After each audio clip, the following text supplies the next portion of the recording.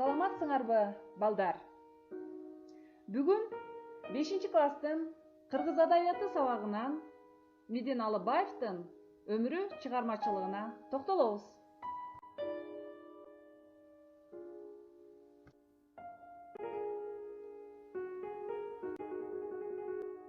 Силер менен мен кыргыз тили жана адабияты мугалими Жалилова Барчын Басызбековна. Бүгүнкү күндө Меден Алыбаевдин көптөгөн ырларына обон жазылып, биздин ырчыларыбыз ырдап жүрүшөт. Балдар, сабагыбыз башталардан мурун жагымдуу маанай каалап, Меден Алыбаевдин сөзүнө жазылган Токтобек Асаналиевдин Тяншан деген ырын тартуулайм.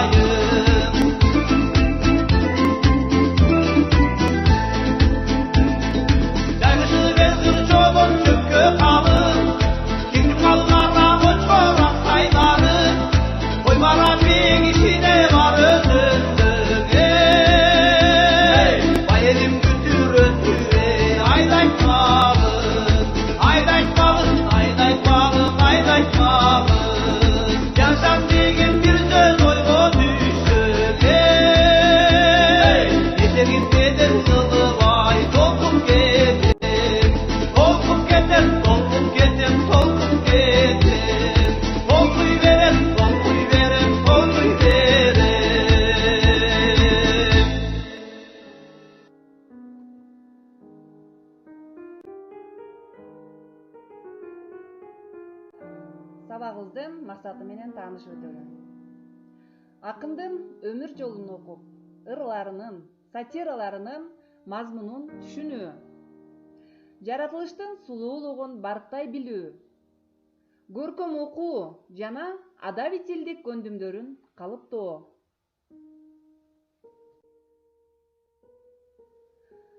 Талантың таңкы чолпон жылдыз эле, таптаган мүнүшкөрүң турмуш эле. Аялдар акын төрөйт, баатыр төрөйт, сен дейди сейрек төрөйт кыргыз эне. Байдылда Сарногоев. Акын драматург жана котормочу Медин Алыбаев 1917 жылы Нарындын Жумгал районуна караштуу Чаек айылында Кедейдин үй бүлөсүндө туулган. Азан чакырып койгон аты Асамидин болчу экен. Ал 1931 жылы айылдын 7 жылдык мектебин аяктагандан кийин Фрунзенин педтехникумунда билим алып, андан соң комсомолдук кызматкерлердин окуусун бүтүргөн. 1937 жылы Медин Алыбаевдин Бактылуу жаштык деп аталган биринчи ырлар жыйнагы жарык көрөт. Ал өтө кыска өмүр сүргөнүнө карабай, өзгөчө бир чыныгы лирикалык чыгармаларды таштап кетти. Медин Алыбаев кыргыз жеринин ажайып кооздугун, баа жеткис асыл касиетин даңазалап, көптөгөн ырларды, аңгемелерди, жомокторду, баяндамаларды жана сатираларды жазып кеткен. Ырлары, сатиралары: Кол жоолук, Ак чүч, Кошоматчы, Жайкы таңда, Соң көл, Ала тоого, Шаркыратма, Тянь-шань жана башка чыгармалары бар. Кызы Зарима апанын эскерүүсүндө Медин Алыбаев сүрөттү да жакшы тартчу экен. Акын карикатураларды мыкты тартчу. Баса Зарима Мединова кесипкөй сүрөтчү болгон. 2000-жылдардагы Алипей окуу китебиндеги бардык сүрөттөрдү тарткан. Ал өзү айткандай, атасынын сүрөтчүлүк шыгы ага уулуптур.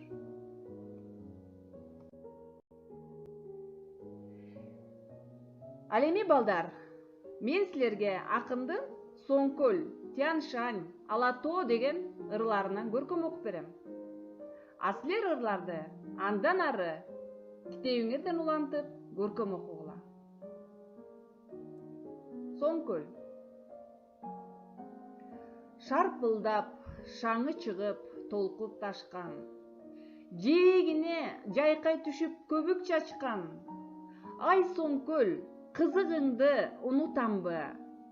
Калдайган колхоз малы баш адашкан.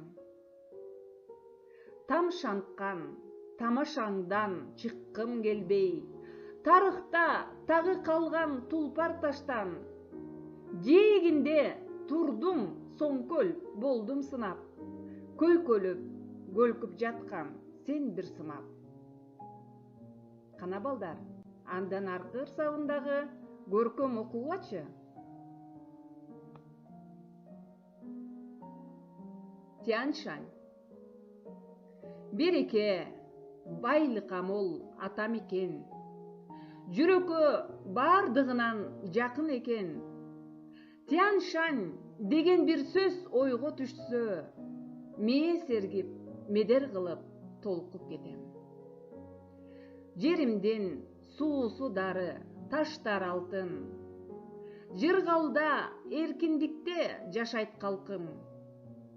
Таалайга таңдан туруп жаралгансың, Тянь-шань кышта жылуу, жайда салкын. Бул ырындагы андан ары улантып көркөм окугула.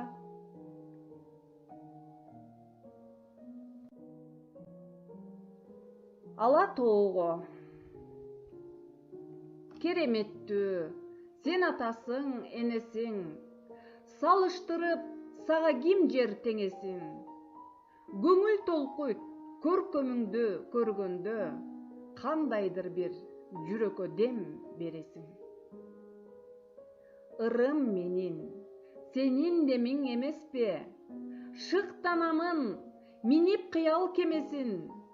Карааныңдан кагылайын ала тоо, калкып жаткан кандай сонун немесиң. Калкып жаткан кандай сонун немесиң. Качан жүрөк кагышынан танганда, бир тартылып өтүп кетер элесиң. Бир тартылып өтүп кетер элесиң. Бул ырымдагы балдар андан ары көркөм окугула.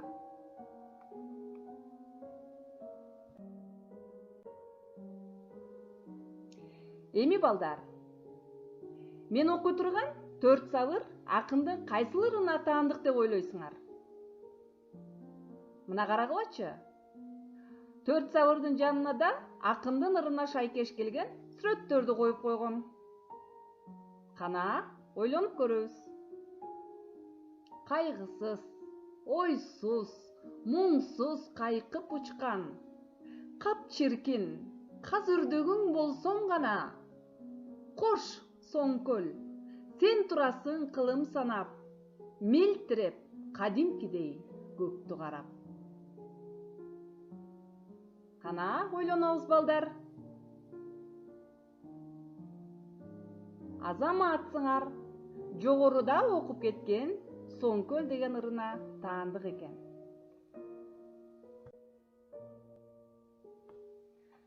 Ал эми балдар, биз азыр Медин Алыбаевдин ырларынан тышкарыда сатираларына көңүл бөлөлү. Мас болгон коен сатирасы.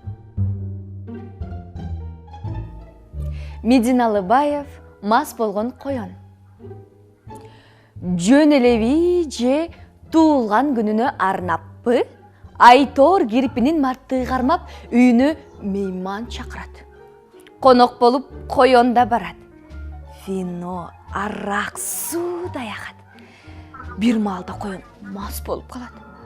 Ордунан арам туруп, кирпиге колун сунуп, "Кетем үйгө!" деди тили булдуруктап. Анда кирпи айтты: "Эй дос, сөзгө кулак тос. Үйдү кантип табасың? Энти койдо бекер өлүп каласың. Неге мынча олуктуң, андан көрө жатып эс ал соолуккуң. Элден дагы бирге угам. Жакын арага арыстан келип калыптыр деп уктум." Мас неме болобу? Кайра кирпинин сөзүн тараdı. Ошо арыстан да кеппи?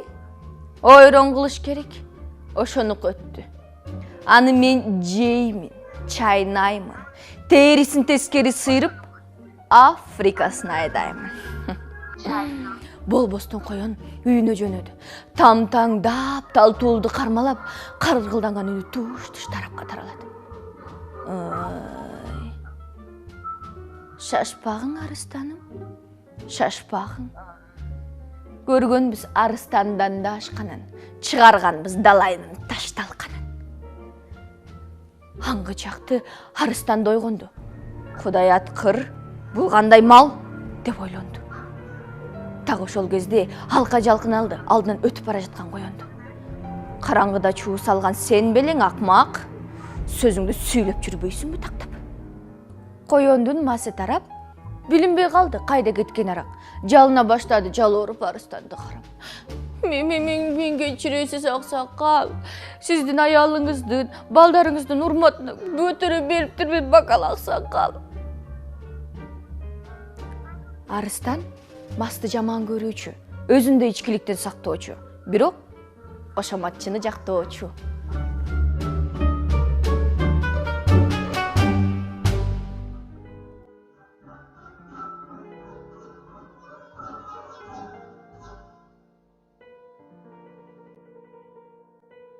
Кана балдар, жогорудагы ырлары жана сатиралары боюнча эмне айта аласыңар?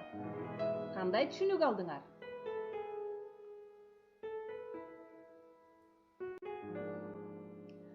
Ушуну менен балдар сабагыбызды жыйынтыктайбыз. Үйгө тапшырма, Ала тоо, Соңкөл тууралуу сүрөттөрдү жыйнап мага жибересиңер. Көрүшкөнчө саламатта калгыла. Кийинки сабактарда кезигишебиз.